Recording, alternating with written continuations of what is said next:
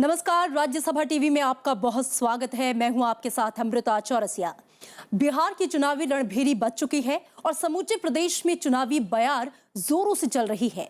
ऐसे में अगले कुछ हफ्तों तक हम आपको दिखाएंगे चुनाव की पल पल की खबरें, दिखाएंगे बिहार के गली नुक्कड़ों के हाल, बात होगी दो टूक और सवाल होंगे आमने सामने।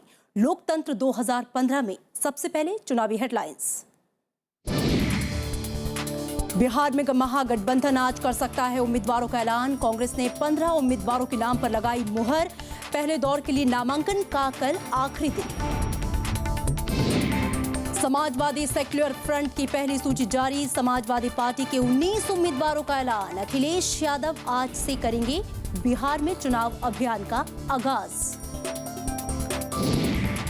चुनाव आयोग काले धन के इस्तेमाल पर सख्त। पूर्वी चंपारण में 1 करोड़ 10 लाख रुपए जब्त। विदेशी मुद्रा के साथ एक शख्स गिरफ्तार। कर्पूरी ठाकुर की विरासत पर सियासत। विकास के इंतजार में समस्तीपुर का कर्पूरी ग्राम। रोजगार और बुनियादी सुविधाएं बड़े चुनावी मुद्दे।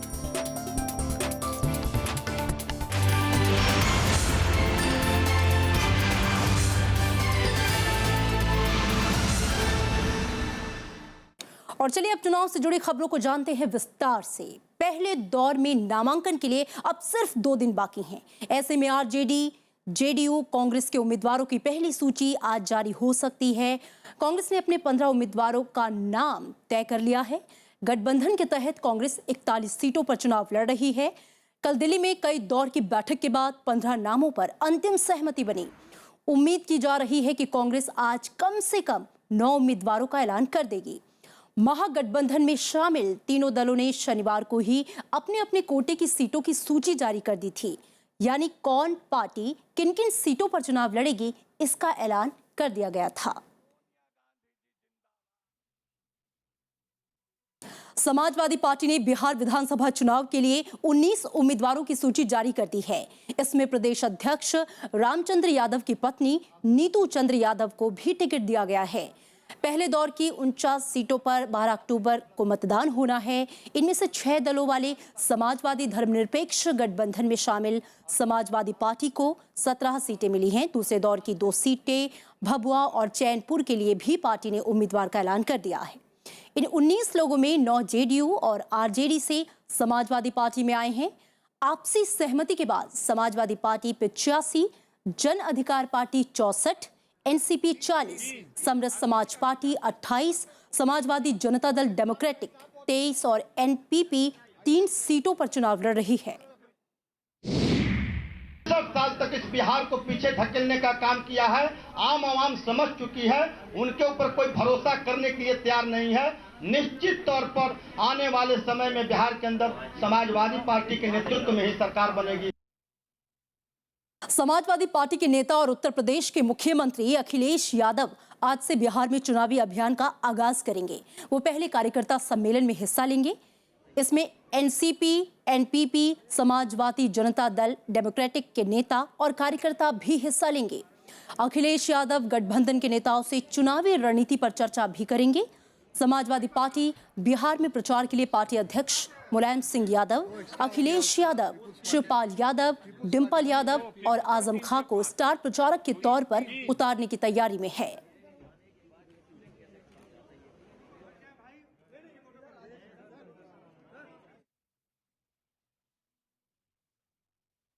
हमारे साथ हमारे संवाददाता विशाल दहिया मौजूद हैं। सीधे उनका रुख करेंगे पटना से। विशाल, चूंकि पहले दौर के नामांकन का कल आखिरी दिन है, तो क्या ये पूरी उम्मीद आज करें कि महागठबंधन जो है आज सभी सीटों पर अपने उम्मीदवारों का ऐलान कर देगा?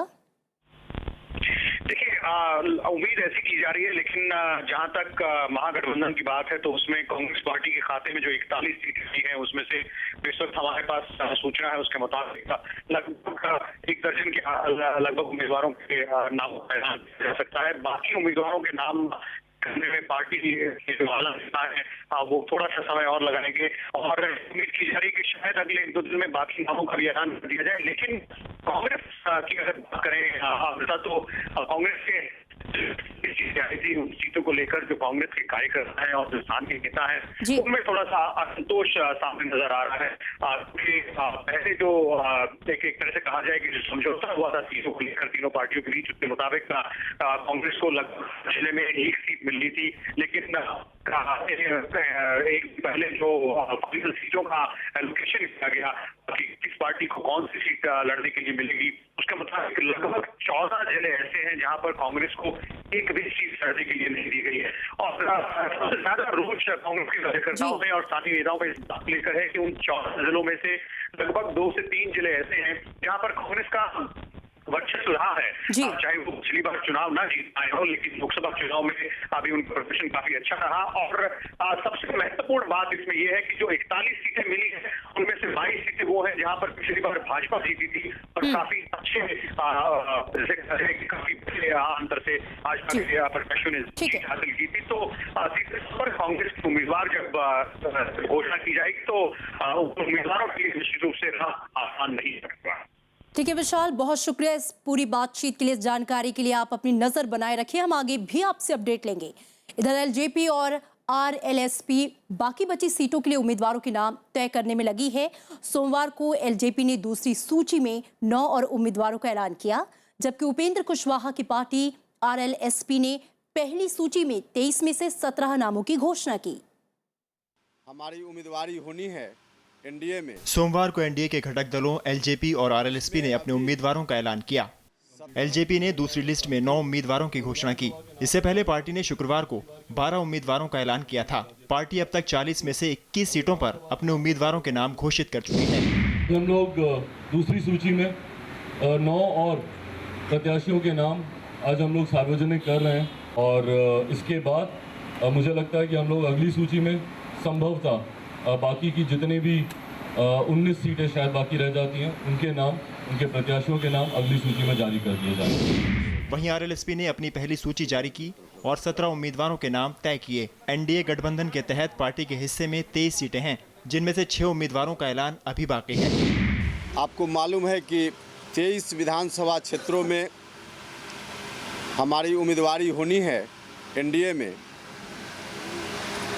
जिसमें अभी 17 स्थानों के लिए नाम हमने तय किया है।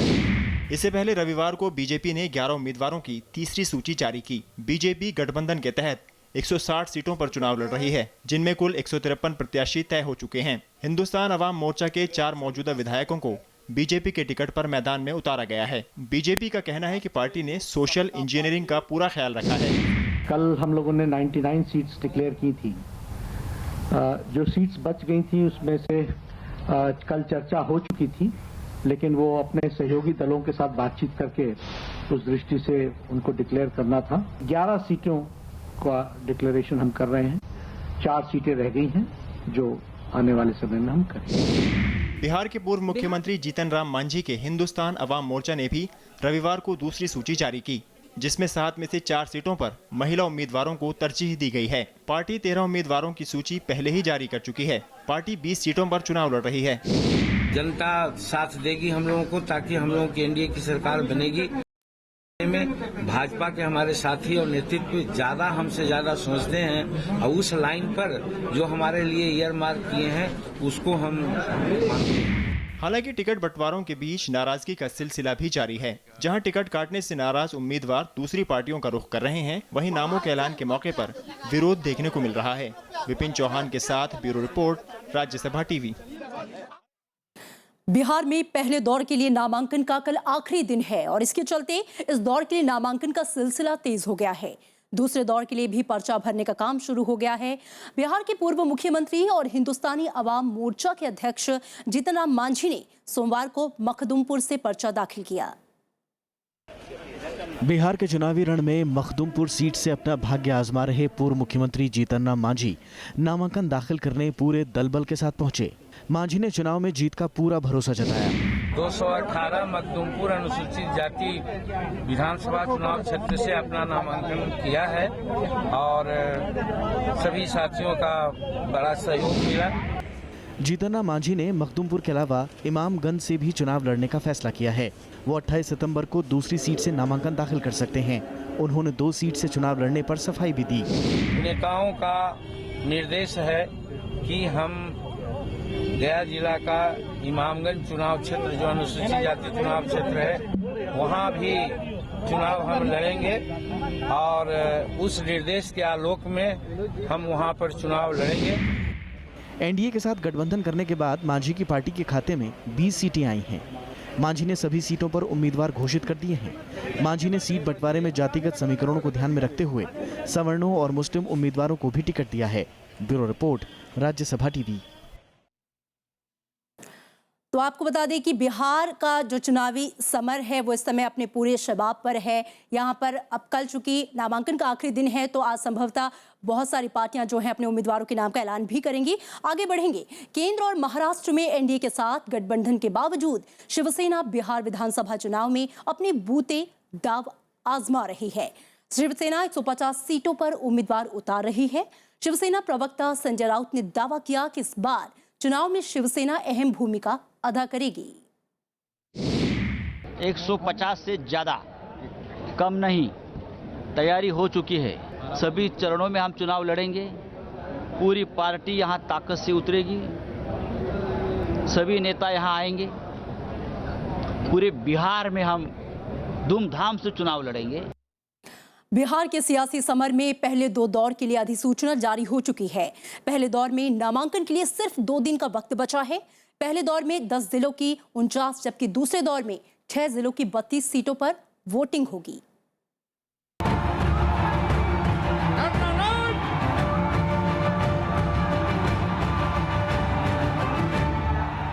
बिहार विधानसभा चुनाव की प्रक्रिया शुरू हो गई है। पहले दौर की 49 सीटों के लिए 16 सितंबर को अधिसूचना जारी हुई। 23 सितंबर तक नामांकन की प्रक्रिया चलेगी। 24 सितंबर को नामांकन पत्रों की जांच होगी, जबकि 26 सितंबर तक नाम वापस लिए जा सकेंगे। पहले दौर में 12 अक्टूबर को मतदान होगा। इस दौर में समस्तीपुर, बेगूसराय, खगड़िया, भागलपुर, बांका, मुंगेर, लखीसराय, शेखपुरा, नवादा और जमुई 10 जिलों की 49 सीटें हैं। 40 सीटें सामान्य हैं, जबकि 8 सीटें अनुसूचित जाति और 1 सीट अनुसूचित जनजाति के लिए आरक्षित है। पहले दौर की जिन सीटों पर चुनाव होना है, उन पर पिछले विधानसभा चुनाव के परिणामों के लिहाज से महागठबंधन का दबदबा दिखाई देता है। 2010 के विधानसभा चुनाव में 49 में से 34 सीटें महागठबंधन को मिली थी, जबकि बीजेपी को 14 और सीपीआई को 1 सीट हासिल हुई थी। हालांकि पिछले विधानसभा चुनाव में जेडीयू बीजेपी साथ-साथ थे, जबकि अब की बार दोनों अलग हो चुके हैं। दूसरे दौर की 32 सीटों के लिए 21 सितंबर को अधिसूचना जारी हुई। 28 सितंबर तक नामांकन की प्रक्रिया चलेगी। 29 सितंबर को नामांकन पत्रों की जांच होगी, जबकि 1 अक्टूबर तक नाम वापस लिए जा सकते हैं। दूसरे दौर में 16 अक्टूबर को वोटिंग होनी है। इस दौर में जहानाबाद, औरंगाबाद, अरवल, रोहतास और भभुआ 6 जिलों की 32 सीटें हैं। इनमें 25 सीटें सामान्य हैं, जबकि 7 सीटें अनुसूचित जाति के लिए आरक्षित हैं। अमिताभ अरुण दुबे के साथ bureau report, Rajya Sabha TV. Bihar चुनाव में काले धन के इस्तेमाल पर रोक के लिए चुनाव आयोग की टीम पूरी तरह से मुस्तैद है। इस सिलसिले में कल पूर्वी चंपारण के मेहिसी इलाके में पुलिस ने 1 करोड़ 10 लाख रुपए जब्त किए। 5 लोगों को हिरासत में लिया गया। नेशनल हाईवे 28 पर वाहनों की चेकिंग चल रही थी और इस दौरान मुजफ्फरपुर की ओर से आ रही स्कॉर्पियो से ये राशि जब्त की गई। चुनाव अधिकारियों और आयकर विभाग को इस बारे में जानकारी दे दी गई है। इसके अलावा राज्य के 3 अलग अलग हिस्सों में भी 11,46,000 की बेनामी राशि जब्त की गई। इसके अलावा मधुबनी जिले से विदेशी करेंसी के साथ एक शख्स को गिरफ्तार किया गया। उसके पास से नेपाल, कतर, इंडोनेशिया, सऊदी अरब, यूएई, बांग्लादेश और मलेशिया के करेंसी मिले। इनमें 8 लाख से ज्यादा राशि रोहतास के विक्रमगंज से, 1,70,000 सीतामढ़ी से और 1.5 लाख की राशि औरंगाबाद से जब्त की गई।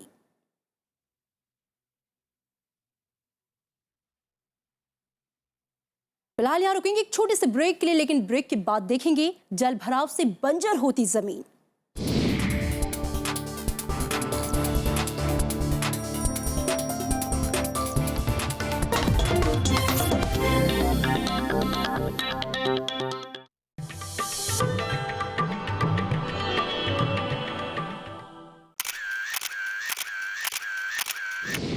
उत्तराखंड में समुद्र तल से करीब 15,500 फुट की ऊंचाई पर मौजूद दुनिया का सबसे ऊंचा गुरुद्वारा पवित्र श्री हेमकुंड साहिब 1936 में बनकर तैयार हुआ गुरुद्वारा श्री हेमकुंड साहिब 10वें सिख गुरु गोविंद सिंह के दुष्ट दमन रूप को समर्पित।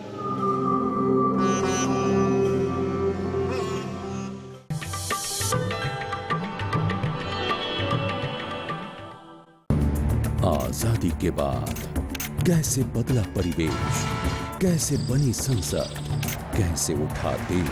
When the world sleeps, India will awake to life and freedom.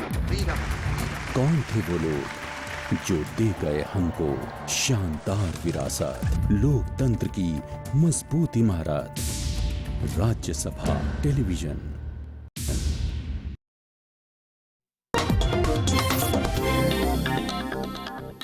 Break के बाद स्वागत है आपका। आप देख रहे हैं लोकतंत्र 2015। आगे बढ़ेंगे।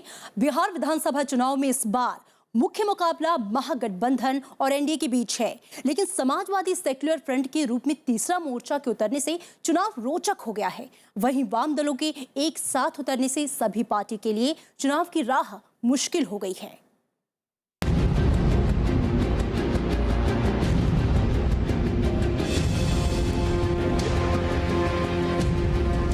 बिहार विधानसभा चुनाव में राजनीतिक पार्टियां कोई कसर नहीं छोड़ रही हैं। वो सहयोगियों के साथ विरोधियों को भी गले लगा रही हैं। बिहार में एक दूसरे के धुर विरोधी रहे लालू प्रसाद यादव आज नीतीश कुमार के साथ खड़े हैं। जेडीयू ने बिहार में आरजेडी और कांग्रेस के साथ महागठबंधन बनाया है। बाई इलेक्शंस हुए थे 10 स्थान पर पिछले साल, तो उसमें जेडीयू, आरजेडी और कांग्रेस के बीच में तालमेल था, इसलिए आगे के तालमेल में तो कांग्रेस पार्टी शामिल है ही। कभी जेडीयू के साथ सरकार में रही बीजेपी इस बार उसके खिलाफ खड़ी है। पार्टी एनडीए के सहयोगी दलों के साथ चुनाव मैदान में है। बीजेपी के साथ रामविलास पासवान की एलजेपी, उपेंद्र कुशवाहा की आरएलएसपी और जीतन राम मांझी की हिंदुस्तान अवाम मोर्चा एक मंच पर हैं। हम सभी एनडीए के साथी दल चारों की चारों पार्टियां प्रधानमंत्री श्री मोदी जी के नेतृत्व में दो तिहाई से ज्यादा जन समर्थन प्राप्त करने के विश्वास के साथ हम चुनाव के मैदान में हैं। कम सीट दिए जाने से महागठबंधन से अलग हुई समाजवादी पार्टी की अगुवाई में 6 दल समाजवादी सेक्युलर फ्रंट के नाम से चुनाव लड़ रहे हैं। इसमें समाजवादी पार्टी के अलावा एनसीपी, समाजवादी जनता दल डेमोक्रेटिक और संगमा की एनपीपी, पप्पू यादव की जन अधिकार मोर्चा और समरस समाज पार्टी शामिल हैं।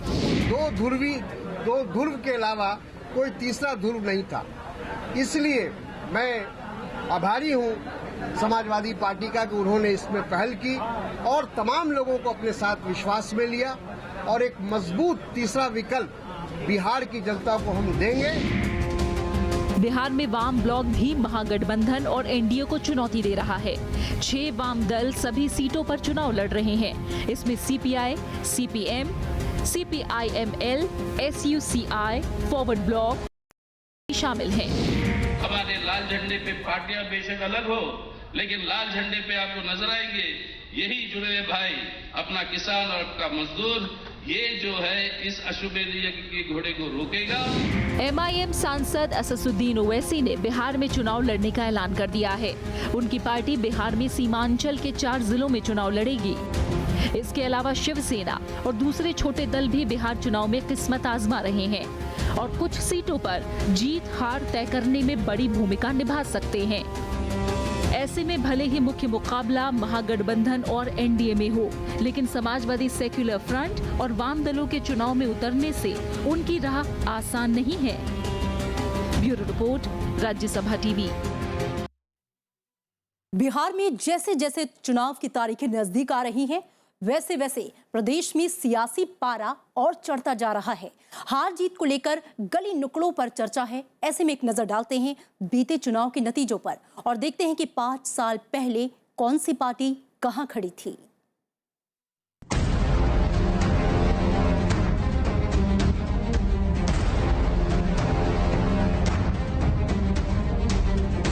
बिहार में सियासी तस्वीर बदल चुकी है। जो पार्टियां पहले कभी सहयोगी हुआ करती थीं, वो इस बार आमने सामने हैं।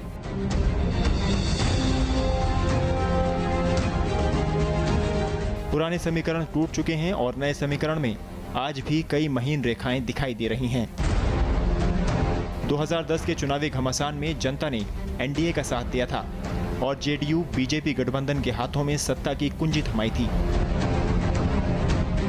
2010 में 90 पार्टियां चुनावी मैदान में उतरी थीं, जिनमें 6 राष्ट्रीय पार्टियां, 3 बिहार की क्षेत्रीय पार्टियां, 9 दूसरे राज्यों की क्षेत्रीय पार्टियां और 72 अन्य पंजीकृत पार्टियां थीं। इन पार्टियों के साथ ही मैदान में बड़ी संख्या में निर्दलीय प्रत्याशियों ने भी किस्मत आजमाई थी। जब नतीजे आए तो 141 सीटों पर चुनाव लड़ने वाली जेडीयू 115 सीटों के साथ प्रदेश की सबसे बड़ी पार्टी बनकर उभरी। 102 सीटों पर लड़ने वाली बीजेपी के खाते में 91 सीटें गईं। आरजेडी ने 168 सीटों पर किस्मत आजमाई, लेकिन उसके हाथ महज 22 सीटें ही आ पाईं। जबकि कांग्रेस ने एकला चलो की राह पर 243 सीटों पर दाव खेला था, मगर वो सिर्फ 4 सीटों पर ही जीत हासिल कर सकी।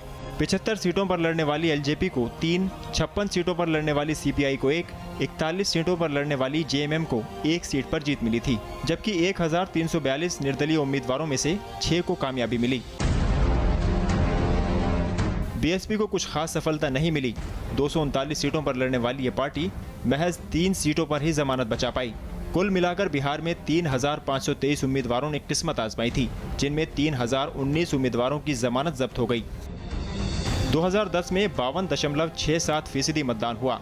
उस वक्त प्रदेश में 5,51,20,656 मतदाता थे, जिनमें 2,90,34,705 ने मताधिकार का इस्तेमाल किया। इस बार हालात काफी बदल चुके हैं।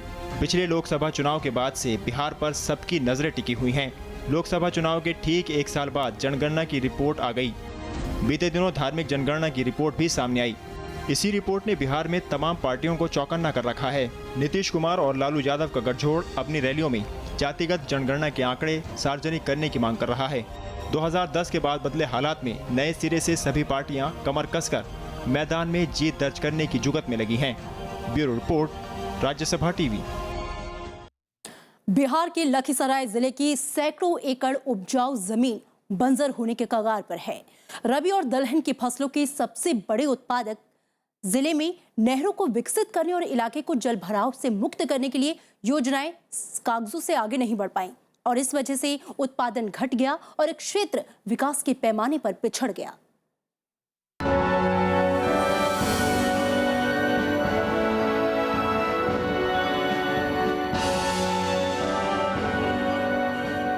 विकास की बुनियादी ज़रूरतों से महरूम लखीसराय जिले की पहचान दालों के एक बड़े उत्पादक क्षेत्र के तौर पर होती है, लेकिन 1064 वर्ग किलोमीटर में फैला ये इलाका जल भराव की समस्या से पिछले कई सालों से जूझ रहा है। इसके चलते यहाँ दलहन के उत्पादन पर बुरा असर पड़ा। गंगा और हरहर नदियों से होने वाले जल भराव की निकासी का कोई प्रबंध नहीं है। समय पर पानी नहीं आता है, अगर पानी आ जाता है तो समय पर निकलता है नहीं, इसके वजह से झाड़ जंगल हो जाता है। सरकार ने दलहन खेती क्षेत्र के विकास के लिए यूं तो कई वादे किए, इनमें जल जमाव वाले इलाकों में सैटेलाइट सर्वे कराने का वादा, पूरे क्षेत्र को जल भराव से मुक्त करना, कृषि मैप तैयार करना और नहरों को विकसित करने के लिए 4200 करोड़ रुपए की परियोजना का वादा शामिल है। लेकिन खेती के लिए सिंचाई की व्यवस्था और किसानों की समस्या दूर करने के बजाय सियासी दल चुनाव में फिर से वादों की झड़ी लगा रहे हैं। वो प्रत्येक साल बहुत दिन से डूबते हैं, लेकिन उसका व्यवस्था ऑलरेडी हो चुका है, कृषि मैप में बन चुका है और अगले बार जो सरकार बनेगी उसमें आप स्वयं आकर देखिए। मुख्यमंत्री बनने के बाद जिस समस्याओं को लेकर के इस स्तर तक वो पहुंचे थे, उन समस्याओं को भूल गए। दलहन और रबी की खेती लखीसराय की अर्थव्यवस्था की रीढ़ है, लेकिन ये साल दर साल कमजोर होती जा रही है। कम उत्पादन का असर दालों की कीमतों को बढ़ाता है। जिसका असर पूरे देश पर पड़ता है। बिहार में लखीसराय के टाल क्षेत्र को दाल का कटोरा कहा जाता है। इस क्षेत्र के विकास के वादे तमाम सरकारों ने दशकों से किए, लेकिन कभी कोई संजीदा कोशिश नहीं हुई। अगर ताल क्षेत्र विकास योजना अमल में आ जाए तो लखीसराय में विकास की नई इबारतें लिखी जा सकती हैं। कैमरामैन राज ठाकुर के साथ प्रणव गोस्वामी, राज्यसभा टीवी, लखीसराय। बिहार की राजनीति में कर्पूरी ठाकुर समाजवाद का एक बड़ा नाम माना जाता है। 2 दशकों से कई राजनेता ठाकुर की विरासत पर अपना अधिकार जमाते आ रहे हैं। हमारे संवाददाता विशाल दहिया ने समस्तीपुर में बिहार के पूर्व मुख्यमंत्री के पैतृक गांव कर्पूरी ग्राम का दौरा किया। समस्तीपुर जिला मुख्यालय से 7 किलोमीटर दूर बसा समाजवाद के बड़े नेता का पैतृक गांव कर्पूरी ग्राम। 1924 में यहीं जन्मे कर्पूरी ठाकुर 2 दफा बिहार के मुख्यमंत्री बने। 46 साल के राजनीतिक जीवन में कर्पूरी ठाकुर समस्तीपुर से या तो सांसद रहे या विधायक। हालांकि वक्त के साथ गांव का सुधार हुआ, पक्की सड़कें और रेलवे स्टेशन बनकर इसे आदर्श गांव की कतार में भी ला खड़ा किया। लेकिन अब हालात कुछ और हैं। मालगाड़ी के कुछ डिब्बों की माल ढुलाई ही यहाँ के लोगों के लिए रोजगार बचा हुआ है। मजदूर मूलभूत सुविधाओं से महरूम हैं। विकास क्या हुआ है? रेक पॉइंट से कोनो विकास हुआ है? पढ़ा लिखा हुआ सब आदमी तो यहाँ बेरोजगार बैठा हुआ है। जो वो इनका इलाका है उस हिसाब से कुछ विकास हुआ है कि नहीं हुआ है? कुछ विकास जरूर हुआ है सर, ऐसी बात नहीं है। विकास साफ नहीं है, कुछ हुआ है। लेकिन युवा लोग तो कह रहे हैं कि रोजगार नहीं है, बेरोजगारी है। रोजगार तो नहीं है सर, यह सब मजदूर अपना अपना कमाता है, खाता है, यही है। मुखिया जी के भाई हैं। क्या शुभ नाम है आपका? जी बात करेंगे हमसे। क्या ज्ञान है? नहीं विकास हुआ है। बिजली पानी सबका साधन अरे तो आपको विकास लग रहा था, आप बता दीजिए ना। आप हमको बता दीजिए, इनको क्या कह रहे हैं बेचारों में? सब सुविधा है और कोई विशेष बात है। लेकिन कुछ लोग तो कह रहे हैं कि रोजगार की कोई सुविधा नहीं है। जो भाई ना, रोजगार की सुविधा नहीं है, नहीं जी रहे हो। रैक पॉइंट नहीं जी रहे रुपया कमाते हो, 3 तल्ला ठोके मजदूर आदमी से लेकर बड़ा का आदमी तक। रैक पॉइंट का देना ठाकुर जी का देना है ना। कर्पूरी जी के लड़के रैक पॉइंट यहाँ से हट रही थी। कर्पूरी जी के लड़के रामनाथ जी ने इस रैक पॉइंट को रुकवाया। इस इलाके के जितने भी मजदूर आदमी हैं उन लोगों का आर्थिक सुधार हुआ। ये ठाकुर जी का देन है, ये लड़का रामनाथ जी वही रोकवाए हुए हैं, जिससे हम लोग जी रहे हैं। अगर ये आज रैक पॉइंट नहीं रहे तो हम लोग को दिल्ली पंजाब जाना पड़ जाएगा। मजदूर जहां अपने हक की आवाज उठा रहे हैं तो वहीं ठेकेदार कमाई में मगन हैं। हैरानी रेलवे स्टेशन पर लगे इन 2 बोर्ड्स पर है, जहां नीतीश कुमार एक ओर तो रामविलास पासवान दूसरी ओर कर्पूरी ठाकुर की जन्मभूमि पर अपने योगदान का एहसास करा रहे हैं। हालांकि चुनाव सामने आ चुका है, दोनों नेता एक बार फिर आमने सामने हैं। लाजमी है कि कर्पूरी ठाकुर की विरासत पर दोनों ओर से हक फिर से जताया जाए। ऐसे में जनता चुनाव में इलाके के विकास, बेहतर रोजगार और बुनियादी सुविधाओं की मांग जोर शोर से उठा रही है।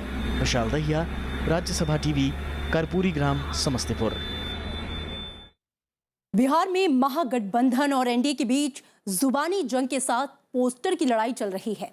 होर्डिंग्स और पोस्टर के जरिए दोनों शह और मात का खेल खेल रहे हैं। प्रचार के इन तरीकों के जरिए दाताओं को लुभाने में लगे हैं।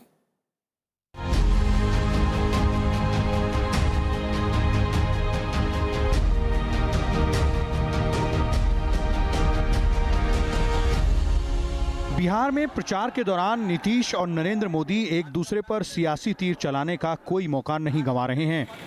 दोनों ही नेताओं के नेतृत्व के गठबंधन के बीच इसी तकरार की बानगी होर्डिंग्स और बैनरों में भी दिखाई दे रही है। जेडीयू, आरजेडी और कांग्रेस के पोस्टरों में नीतीश कुमार को फिर एक मौका देने की अपील की गई है। हमारे नेता नीतीश कुमार जी के नेतृत्व में बिहार में काम बहुत कुछ हुए थे, लेकिन कहीं न कहीं प्रचार युद्ध में हम पीछे रह गए थे, जिसके कारण जनता को उपलब्धियों को पहुंचाने का जो एक अवसर था वो सही तरीके से हम उसका लाभ नहीं उठा पाए।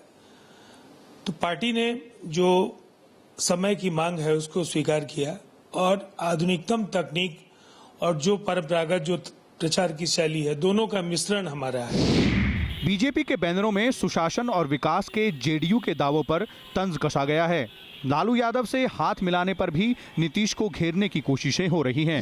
इस तरह का आरोप वैसे ही लोग लगा रहे हैं जो आज तक बिहार के अंदर जातीय विद्वेषता पैदा किए हैं, जात को खंड खंड में बांटने का काम किए हैं, भ्रष्टाचार में लिप्त रहे हैं, अहंकार में डूबे हुए हैं। वो लोग तरह तरह के हथकंडा अपना रहे हैं और एनडीए की ओर इशारा करते हैं।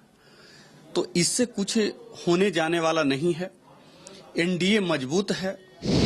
लेकिन पोस्टर और बैनर की इस लड़ाई पर मतदाता क्या सोचते हैं, ये आप उन्हीं से सुन लीजिए। जितने भी सरकार की पैसा जो इन्वेस्ट किया जा रहा है पोस्टल में, प्रचार में, हेन में, तेन में, विभिन्न प्रकार में, अगर ये जनता में अगर इसको इन्वेस्ट किया जाता तो जनता की भलाई होती है। जनता पर खर्च करना चाहिए जो एडवर्टाइज पर खर्च हो रहा है। जनता पर खर्च नहीं करके एडवर्टाइज पर खर्च किया जा रहा है। नेता लोग के तो यही मैंने है कि किसी तरह अपना तरफ से झुकाव करें, लीगल अपना ही कर रहे हैं। सिंचाई पटवन करना चाहिए था, नहर निकालना चाहिए था।